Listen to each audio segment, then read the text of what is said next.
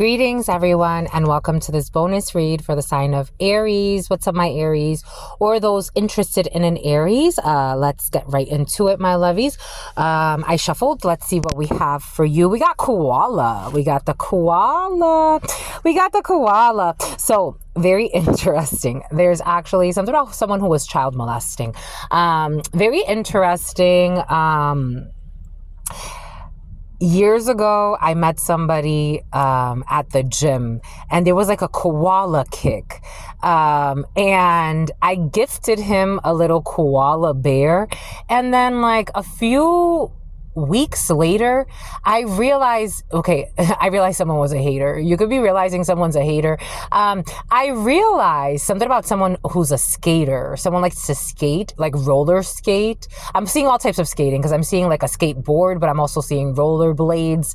I realized that in the bathrooms, in the public restrooms, there's a company, and it's Koala, and they make like the baby changing stations. For some of you, a baby changing station or a newborn is in the field. We got koala energy. We got a mama carrying the little baby, or a dada carrying the little baby. Something about Kara.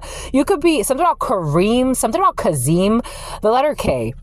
You could be learning that someone's pregnant or someone's about to give birth. For some of you, there's birth in the field. This is very sweet energy. For some of you, it's not who you expect. It could be something about a neglectful parent. 27 or 72 could be significant. The number 3, 4, the number 34, 43, the number 61 or 16, the number 11, the number 6, the number 7 could be significant for you. It's not who you expect. Because when I gifted this to him, and I thought to myself, I'm like, I wonder who had a baby around him. So there's a baby in the field, but it's not who you expect. Very interesting energy. We got a Taurus energy, higher level commitment, higher level engagement. For some of you, we have religious institutions. We have spiritual institutions. We have belief systems. Someone could be getting married for some. Oh, someone's making a judgment call. Someone's making a decision that's important for their life to have a new beginning and to go in a due date. Someone's definitely going to get a due date. And something about a summons is coming in. We got a leap of faith here. Someone's going in a new direction. For some of you, you could be finding out that someone could be having some type of like rebirth in their life. Someone could be going through some type of, what the hell is confirmation surgery? For some of you, someone's going through some type of confirmation surgery, whatever that means. But I was also seeing like when people, the christening, I was actually seeing that first. Some type of christening or some type of like baptism for some is in the field. For others, somebody can actually be having like a change in their religious belief systems or their spiritual belief systems. For some of you, someone could actually be making a decision not to get married and not to like commit to something and go in a different direction. For some of you, someone could be switching careers. There's a big change here. This is big energy. You go from like a very like, it's almost like someone being in sacrifice to a belief or to a father, or someone felt like they owed something to someone. I'm getting the song Shackles on Your Feet.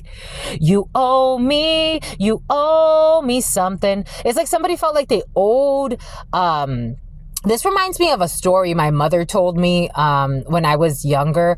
She told me, I don't know what she was trying to plant in my head, but I didn't want it.